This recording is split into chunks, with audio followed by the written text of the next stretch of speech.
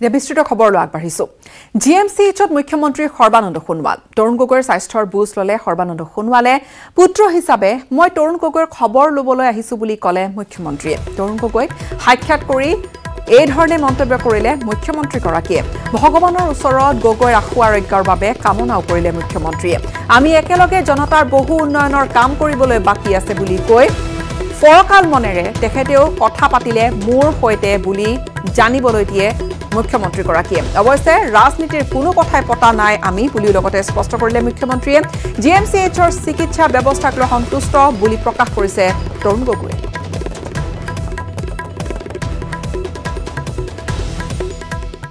প্ৰাক্তন মুখ্যমন্ত্ৰী আমাৰ সকলোৰে শ্ৰদ্ধাৰ তৰুণ গগৈ ডাঙৰীয়াক সাক্ষাৎ কৰি তেখেতৰ স্বাস্থ্য বুজ ললো তেখেতে নিজেই কৈছে খুবতকৈ ভাল পোৱা বুলি আৰু আমাৰ মেডিকেল কলেজৰ জ্যেষ্ঠ চিকিৎসক সকলোৱে দিনে নিশাই তেখেতৰ কাষত থাকি তেখেতক নিষ্ঠাৰে সেৱা আগবঢ়াই আহিছে তেখেতক কৈছে আপুনি সোনকালে আৰোগ্য হৈ আহক আমি একেলগে বহুতখিনি ৰাজ্যখনৰ জনতাৰ বাবে কাম কৰিব লাগিব তেখেতে সঁহাৰি জনাইছে আৰু মই ঈশ্বৰৰ ওচৰত প্ৰাৰ্থনা জনাইছোঁ তেখেতে অতি শীঘ্ৰে সুস্থ হওক আৰু তেখেত আমাৰ সকলোৰে জ্যেষ্ঠ হিচাপে ৰাজ্যখনৰ জনসাধাৰণৰ স্বাৰ্থত তেখেতেও বহুতখিনি নিষ্ঠাৰে আগবঢ়াইছে আশাবাদী সোনকালে তেখেতে সুস্থ হ'ব জিএমচিএইচত প্ৰাক্তন মুখ্যমন্ত্ৰী তৰুণ গগৈৰ স্বাস্থ্যৰ বুজ ললে লগতে আজি ৰাজ্যিক বিজেপিৰ সভাপতি ৰঞ্জিত কুমাৰ দাসেও বিধানসভাৰ অধ্যক্ষ হৈ থাকোতে কুকিজ বিস্কুট খোৱাৰ অভিজ্ঞতাৰ কথা প্ৰাক্তন মুখ্যমন্ত্ৰীগৰাকীক সোঁৱৰালে বিজেপি সভাপতিগৰাকীয়ে ৰাজনৈতিকভাৱে মতান্তৰ থাকিলেও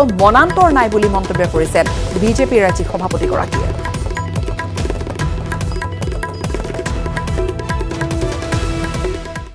2011 চনৰ যেতিয়া মই বিধায়ক হৈ আহিছিলোঁ তেতিয়া তেখেতে মুখ্যমন্ত্ৰী হৈ আছিলে গতিকে এইজনা ব্যক্তিৰ স্বাস্থ্যৰ বুজ লোৱাৰ কাৰণে আহিছিলোঁ পূৰ্বতে যদিওটো হস্পিটেল আছিলে ক'ভিড হোৱাৰ কাৰণে আহিব পৰা নাছিলোঁ আৰু তেখেতৰ আমি আশু আৰোগ্য কামনা কৰিছোঁ আৰু তেখেতৰ আজি মোৰ লগত হাঁহি মেলিয়ে কথা কৈছে যদিওটো শাৰীৰিকভাৱে বহুত দুৰ্বল কিন্তু মনতো এটা উৎসাহ এটা আছে আৰু তেখেতৰ লগত মই কথোপকথনো কৰিলোঁ মই যেতিয়া অসম বিধানসভাৰ অধ্যক্ষ আছিলোঁ তেতিয়া তেখেতে বিস্কুট খাইছিলে মোৰ লগত সেই কথাষাৰো মই তেখেতক মনত পেলাই দিছিলোঁ তেখেতে ক'লে যে এতিয়াতো খাব নোৱাৰোঁ সেই সময়ত বিস্কুট খাই ভালে লাগিছিলে কিন্তু সেইটো স্মৃতিও ৰোমন্থন কৰিছোঁ আৰু তেখেতে চিনি পায় সকলোকে মোৰ লগত এগৰাকী প্ৰাক্তন বিধায়ক মুজিবুৰ ৰহমান ডাঙৰীয়া ধুনৰ তেখেতো আছিলে তেখেতকো চিনি পাইছে আমি তেখেতৰ আশু আৰোগ্য কামনা কৰিছোঁ 14 দিনৰ ন্যায়িক জিম্মাত অৰ্ণৱ গোস্বামী বুধবাৰে পুৱা 6 বজাত আৰম্ভ হোৱা অৰ্ণৱ গোস্বামী গ্ৰেপ্তাৰ অভিযানৰ অন্ত পৰিল দুপৰ নিশা 6 ঘণ্টা জোৰা শুনানিৰ অন্তত আলিবাগ আদালতে 14 দিনৰ ন্যায়িক জিম্মালৈ প্ৰেৰণ কৰে ৰিপাব্লিক টিভিৰ মুখ্য সম্পাদকগৰাকীক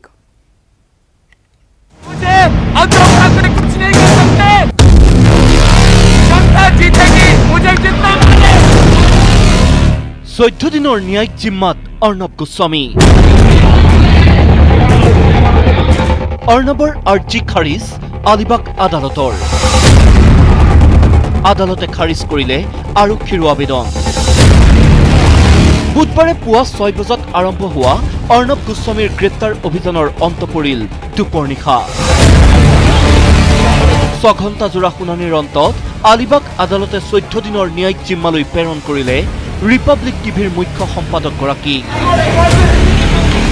আৰক্ষীয়ে 14 দিনৰ জিম্মাত বিচাৰিছিল অৰ্ণৱক বিপৰীতে গ্ৰেপ্তাৰৰ সময়ত আৰক্ষীয়ে নিৰ্যাতন চলোৱাৰ অভিযোগ আনিছিল অৰ্ণৱ গোস্বামীয়ে এই দুই পক্ষৰ যুক্তি খণ্ডন কৰিলে আদালতে আদালতৰ নিৰ্দেশৰ পাছতে আলিবাগৰে এখন বিদ্যালয়লৈ লৈ যোৱা হ'ল অৰ্ণৱ গোস্বামী কৰোনা পৰিস্থিতিত কাৰাগাৰৰ সলনি 14 দিনৰ বাবে অস্থায়ী কাৰাগাৰলৈ ৰূপান্তৰ কৰা বিদ্যালয়খনতে থাকিব লাগিব সাংবাদিকগৰাকী আলিবাগ আদালতৰ নিৰ্দেশৰ পাছতে জামিন বিচাৰি বম্বে উচ্চ ন্যায়ালয়ৰ কাষ চাপিছে অৰ্ণৱ গোস্বামীৰ অধিবক্তা লগতে ৰিপাব্লিক টিভিৰ মুখ্য সম্পাদকজনৰ বিৰুদ্ধে ৰুজু হোৱা গোচৰ খাৰিজ কৰিবলৈকো অধিবক্তাই দাখিল কৰিছে আন এখন আবেদন এই দুইখন আবেদনৰ বিৰোধিতা কৰি গোচৰীয়া পক্ষয়ো দ্বাৰস্থ হৈছে বম্বে উচ্চ ন্যায়ালয়ৰ আনভে নায়কৰ পত্নীৰ অধিবক্তাই বাধা দিয়াৰ চেষ্টা কৰিছে অৰ্ণৱৰ জামিন লাভৰ প্ৰচেষ্টাত। মাতৃৰ লগতে আনভে নায়কৰ আত্মহত্যাৰ বাবে আন 2 অভিযুক্তৰ সলনি অৰ্ণৱকে দোষী সাব্যস্ত কৰাৰ চেষ্টা কৰিছে পৰিয়ালটোৱে। কোনো টোকা নিলিখাকৈয়ে আত্মহত্যা কৰা সুশান্ত সিং ৰাজপুত হত্যাকাণ্ডক অভিযুক্তক বাৰম্বাৰ গ্ৰেপ্তাৰৰ দাবী তুলিছিল অৰ্ণৱে। সেইজন অৰ্ণৱ গোস্বামীৰ নাম পিতৃৰ সুইচাইড নোটত থকাৰ পিছতো তেওঁক কিয় গ্ৰেপ্তাৰ কৰা নহব বুলি প্ৰশ্ন কৰিছে আনভে নায়কৰ দুৰ্ভগীয়া পৰিয়ালটোৱে। আনফালে অৰ্ণৱৰ গ্ৰেপ্তাৰৰ ঘটনাত গা এৰা দিছে মুম্বাইৰ টেলিভিছন জাৰ্নেলিষ্ট এছ'চিয়েশ্যনে। এই ঘটনাক ব্যক্তিগত প্ৰসংগ বুলি উল্লেখ কৰি ইয়াৰ সৈতে সাংবাদিকতা জড়িত নহয় বুলি বিবৃতি দিছে সংস্থাটোৱে। বিপৰীতে এডিটৰ্ছ গিল্ড অফ ইণ্ডিয়া আৰু নিউজ ব্ৰডকাষ্টাৰ্ছ এছ'চিয়েশ্যনে জৰুৰীকালীন সময়ৰ সৈতে তুলনা কৰি বৰ্বৰ আখ্যা দিছে মুম্বাই আৰক্ষীৰ কাণ্ডক। এনে অভিযোগ প্ৰতি অভিযোগৰ মাজতে দেশবাসীয়ে এতিয়া অধীৰ উৎকণ্ঠাৰে অপেক্ষা কৰিছে বম্বে উচ্চ ন্যায়ালয়ে অৰ্ণৱ গোস্বামীৰ আবেদন সম্পৰ্কে দিব লগা নিৰ্দেশলৈ।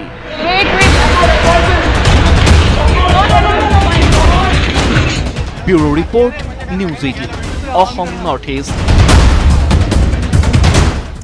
ব্ৰেকিং নিউজ এই মুহূৰ্তত অৰ্ণৱ গোস্বামীৰ জামিন আবেদন নাকচ কৰিছে বম্বে উচ্চ ন্যায়ালয়ে। জামিন বিচাৰি আবেদন কৰিছিল বিশিষ্ট সাংবাদিকগৰাকীয়ে। কাইলৈ গোচৰীয়া পক্ষৰো শুনানি ল'ব ন্যায়ালয়ে। 2 পক্ষৰ শুনানিৰ পিছতহে জামিন আবেদনৰ ৰায় দিয়াৰ আছে সম্ভাৱনা। আজি কাৰাগাৰতে অৰ্ণৱ গোস্বামীৰ দ্বিতীয়টো দিন কাৰাগাৰতে থাকিব অৰ্ণৱ গোস্বামী। কালিৰ দিনটো দুপৰ নিশালৈকে শুনানি চলিছিল আৰু তাৰপিছত 14 দিনৰ ন্যায়িক জিম্মালৈ আদালতে প্ৰেৰণ কৰিছিল। আৰু এই মুহূৰ্তত জনাম ব্ৰেকিং নিউজ, গুৰুত্বপূৰ্ণ খবৰ। অৰ্ণৱ গোস্বামীৰ জামিন আবেদন নাকচ কৰিছে বম্বে উচ্চ ন্যায়ালয়ে। জামিন বিচাৰি আবেদন কৰিছিল বিশিষ্ট সাংবাদিকজনে। কাইলৈ গোচৰীয়া পক্ষৰো শুনানি ল'ব ন্যায়ালয়ে।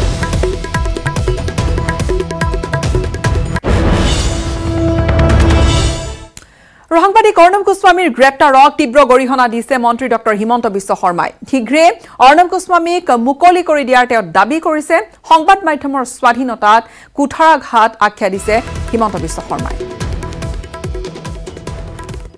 I heard that Mumbai Police Commissioner was a very, very strong police officer. But just to arrest Arnab Goswami, he has to deploy cop with AK-47. That means he is the most coward officer in entire India. If you want to arrest a simple journalist and who doesn't have any arms, anything in his possession, you will send cops with AK-47 to arrest him.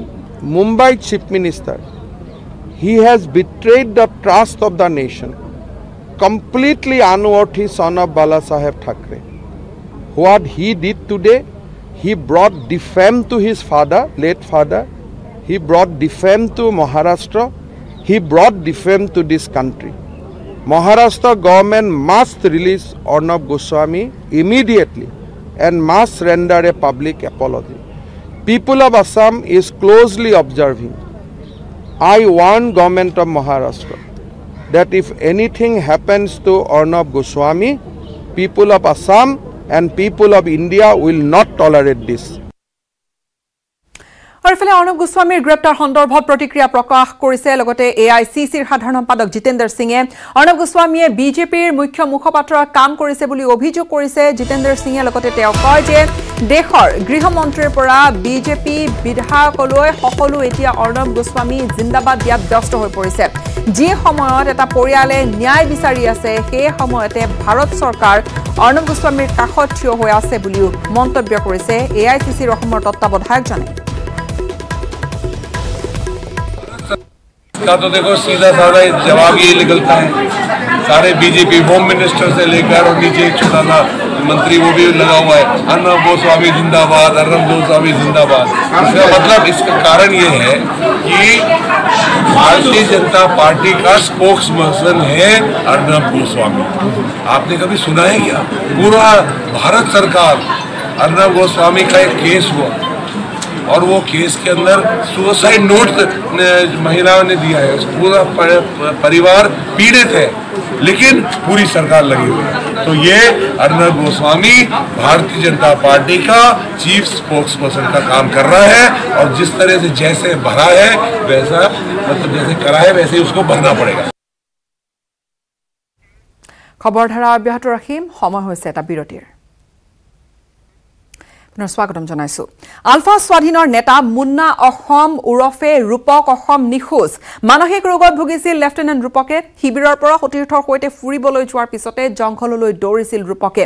এই কথা news 18ক জনাইছে পৰেশ বৰুৱাই। জংঘললৈ দৌৰি যোৱাৰে পৰা নিখোজ হৈ পৰে ৰূপক, আৰু এই ঘটনা সন্দৰ্ভত ৰূপকৰ ঘৰত জনাইছে আলফাই সংগঠনৰ কাৰো সৈতে মনোমালিন্য নাছিল বুলি জনাইছে। ৰূপকৰ কোনো ধৰণৰ মনোমালিন্য নাছিল আৰু সংগঠনৰ সকলো নেতা কেডাৰৰ মৰমৰ আছিল ৰূপক।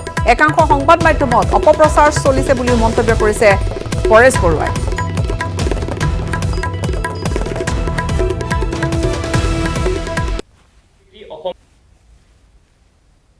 ৰূপক অসম যোৱা 29 তাৰিখে অন্তৰ্ধান হৈছে, মানে নিয়োগ ডেট হৈছে।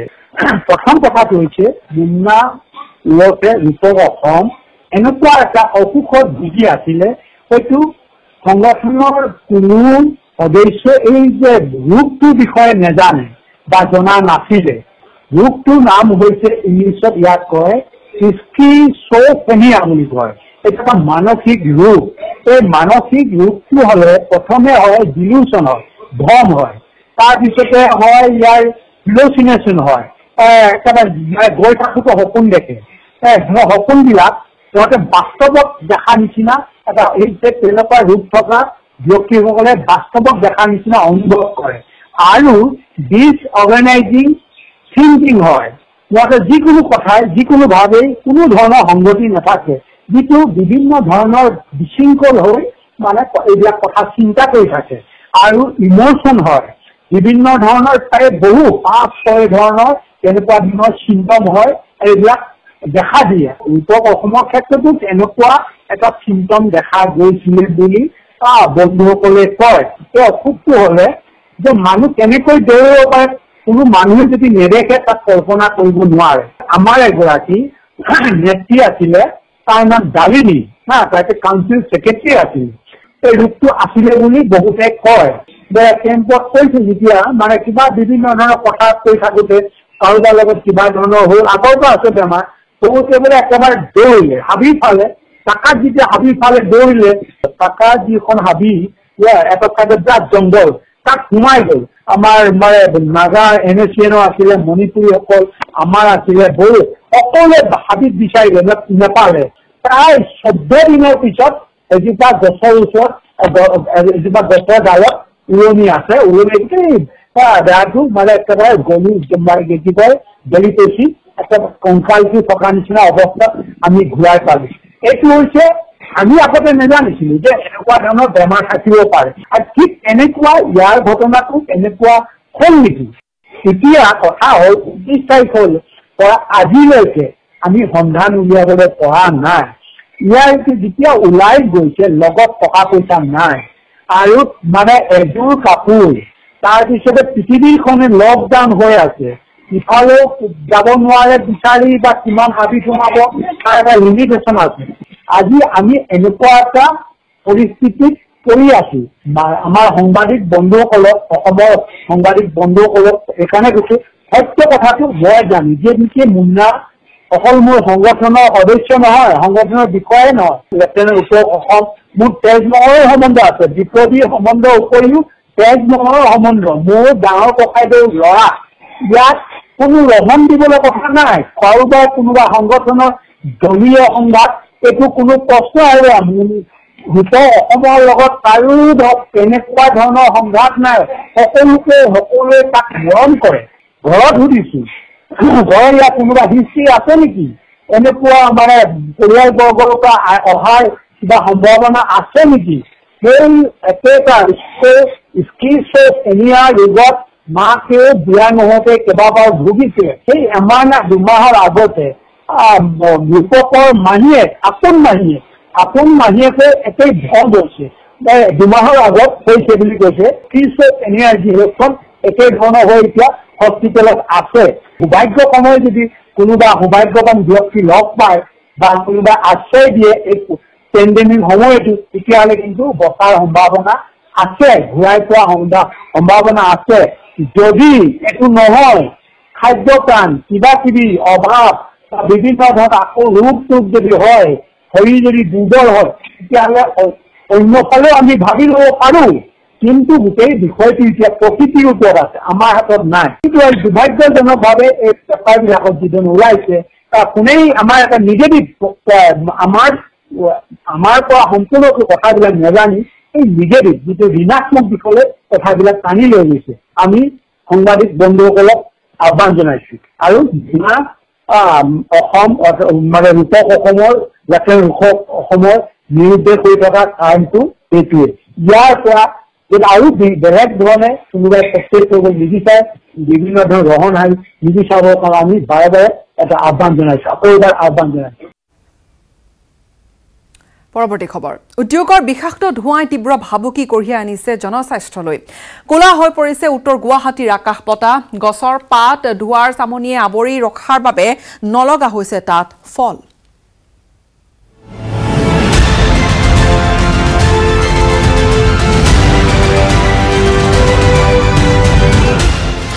ৰোগাক্ৰান্ত খোদ স্বাস্থ্যমন্ত্ৰীৰ সমষ্টি।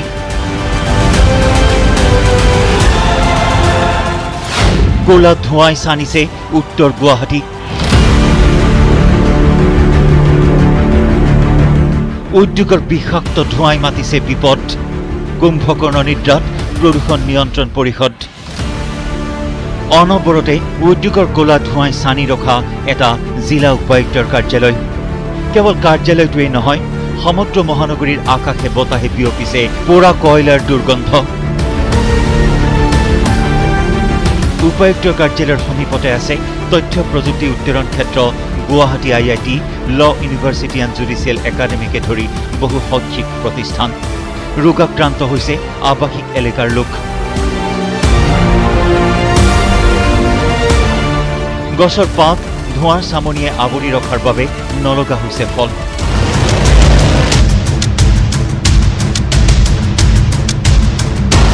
কামৰূপ উপায়ুক্তৰ কাৰ্যালয়ৰ গাতে লাগি আছে আছাম টিউব, জ্যোতি লেবৰেটৰীকে ধৰি 20 আৰু অধিক প্ৰদূষিত উদ্যোগ।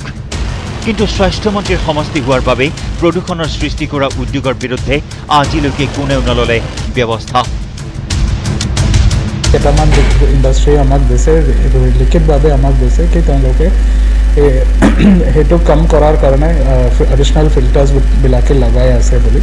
তাৰ পিছতো এটা দুটা ইণ্ডাষ্ট্ৰী আমি দেখিছোঁ কৰা নাই। তো সেইকাৰণে আমি ইমিডিয়েটলি পলিউশ্যন কণ্ট্ৰল বৰ্ডকো লিখি দিছোঁ কি ইমিডিয়েটলি সেই ইণ্ডাষ্ট্ৰীৰ এগেইনষ্টে একশ্যন ল'বৰ কাৰণে। আইন উলংঘা কৰা উদ্যোগসমূহ পৰিদৰ্শনৰ বাবে মাহেকে পষেকে পৰিদৰ্শনৰ বাবে আহে প্ৰদূষণ নিয়ন্ত্ৰণ পৰিষদৰ বিষয়াৰ দল। পিছে কোনো কালেই শাস্তিৰ সন্মুখীন নহয় বেআইনী উদ্যোগৰ স্বত্বাধিকাৰী, যাৰ ফল ভোগ কৰিছে সৰ্বসাধাৰণ ৰাইজে। কামৰূপ উপায়ুক্তৰ কাৰ্যালয়ত বহু আবেদন নিবেদনৰ পাছতো ৰাইজে নাপালে কোনো ফল। খোদ স্বাস্থ্যমন্ত্ৰীৰ সমষ্টিতে নিয়ম নমনা বনিয়া গোষ্ঠীয়ে প্ৰদূষণৰ সৃষ্টি কৰি জনস্বাস্থ্যলৈ ভয়ংকৰ ভাবুকি মাতি অনা কাৰ্যই সৃষ্টি কৰিছে তীব্ৰ প্ৰতিক্ৰিয়াৰ। উত্তৰ গুৱাহাটীৰ পৰা ৰন্তু বৈশ্যৰ report, news 18 Assam north east. এইখিনি পুনৰ এটা বিৰতিৰ সময়।